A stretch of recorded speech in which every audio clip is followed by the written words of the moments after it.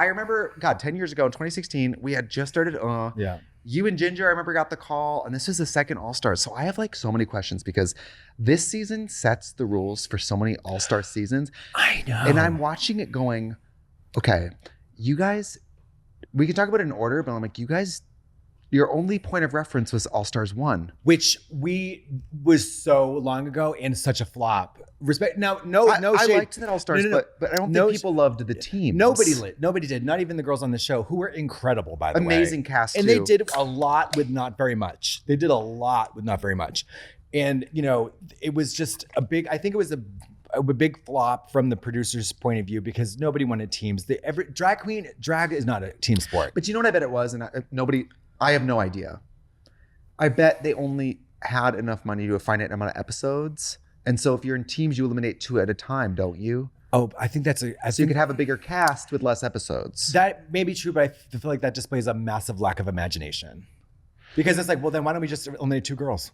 Or eliminate the bottom 2. Or if you win, you get a gun and you get to shoot whoever you want. Yeah. They can't come back. They can't come back. They're dead. So we were shocked because I walked in thinking because we had no way of knowing that you guys were that All-Stars was happening. No. It wasn't like an annual thing or anything. No, and I think one of the producers had very, very obtusely, very vaguely planted a seed in my head about, hey, just so you know. I mean, she didn't even say. It was so crazy. It was like, I heard, did somebody say something about an All-Star season? It was very that. It was very like, just somebody say something about All-Star season. So but also it's like the last thing you're worried about in that scenario. Well, I'm worried about how to get my luggage from Darlington to fucking, to Chatham or whatever the fuck. I was in England. Right. And your acne. Because that my was, adult at the time, the acne was I'm on really... Accutane. I'm worried about my unborn baby. Right. I'm gonna have great skin, but my baby, one arm and just a lot of night games. Tore down hit, baby. Walking into All Stars, she was chopped, but she could burn an outfit. she was chopped, but she could breastfeed all night long. She was clapped, but she could burn an outfit. So none of us had any idea that All Stars was a thing. None of us were like, because it wasn't on All Stars, it wasn't a thing. It wasn't a thing, and this was 8 seasons, 6 seasons, and you know, way back in season 7, I remember thinking the shark had jumped, whatever the fuck, the show jumped the shark at season 6. Season 6 was kind of a creative or quality apex, and then it was like either you could argue that. It was. I mean, it really was. But I wouldn't say, I don't think it's fair to say that it was a downhill thing. I don't think it's linear, but it was a reorganization, a refresh, a redevelopment of the whole show in general, you know, because season 7 was not a step down. It was a different staircase.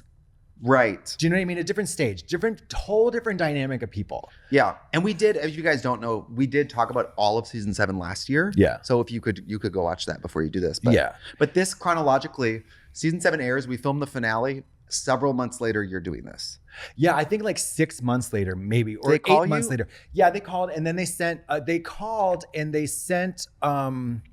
again, not enough time to come up with the outfits, especially being on tour. I only had 3. Were you on bots? No, I was doing my solo thing. I was like doing club gigs. Oh, okay. You know what I mean? I was just like going around doing club gigs. And in England, I know I was talking to Nina on the phone in England and designing, like trying to help. Nina West, your designer. Yeah. All my Disney outfits. Because there was Ariel, there was Moana, there was Belle, and then there was the teacup. And then we couldn't figure out the teacups. We did the Beast. No, but we got the list. But then I remember I was at Jacques. I remember I remember exactly where I was where I had the conversation about the talent show. We've got a special guest who was talking about her talent show. Okay, great. Because I also wanted to say, so let's get into it. Because I want to talk about, this is also the invention of the talent show. Yes. Like also, the Drag Race talent show is invented. So many firsts here. Terrifying firsts. Terrifying. So can we just start? We go chronologically. Okay, can we start with the episode, the top of the episode? I walk in first. You walk in first. And I butcher and mangle my catchphrase. It is absolutely not even they remotely, needed to get Connor's story down here to coach you. Not even remotely grammatically even have anything to do with the Russian language. It literally. What did you say? I said, so if you're saying something like Happy Mother's Day, it's a very idiomatic grammatical construction. It's like, it literally means with the day of mothers. It's not happy. It just doesn't work. It's an idiomatic, non-translatable. If a Russian person saw it, would they be like, what absolutely, was that? Absolutely, they would have not one clue about what I was saying. But don't you think they're flattered that you tried? Maybe, because I did say like I'm the first one, which I think I said correctly, and then I said like Dievishki, which is girls, whatever. So had a very, but so I'm wearing this wig, very Peggy Bundy, with a very let's strange... talk about the wig, because let's take a break. I know you hate the wig. Do I? What? I don't hate the color. I hate the bangs. Oh, the bangs looks like someone threw it on with one hand from behind you. And it stuck. And it just stuck. It stuck, yeah. It's not even like framing it's just kind of like curtains. It's curtains and it's so low. It's started by here. Yes, it's so low. You're gonna have an eye patch on underneath it, underneath the bang. And they couldn't, because I was wearing a latex outfit that was custom made by Jen That was Doe again. cool. It was cool. It was off the rack, but it was customized. Okay? Sure. Customized. And then which we later turned out to be a tough point for Tatiana, who had the same outfit, not customized, in black. Yeah. So I come in, they had to wire me in my hair because latex does not microphone. And because you do Broadway. So they had it right on your forehead. Right. We'll talk about it on All Stars 3, but I had that latex thing. Yeah. They put it in the wig. In the hair, yeah. In the hair. So that's why it was all messed up. Because they had to take it off and then throw it on me. Did they then fuck the wig? Did somebody put their huge cock in the wig? Yeah, it was actually filled with cum. So I come in, I'm like, you know what? I'm coming in off of, this is my mindset. I'm very aware of my popularity, and I'm aware of the fan favorite status. Yes. And I'm aware of the discrepancy between what I am capable of and what people want me to do. And also the misperception of my ability through the lens of I like you. 100%. So you're dealing with, all right.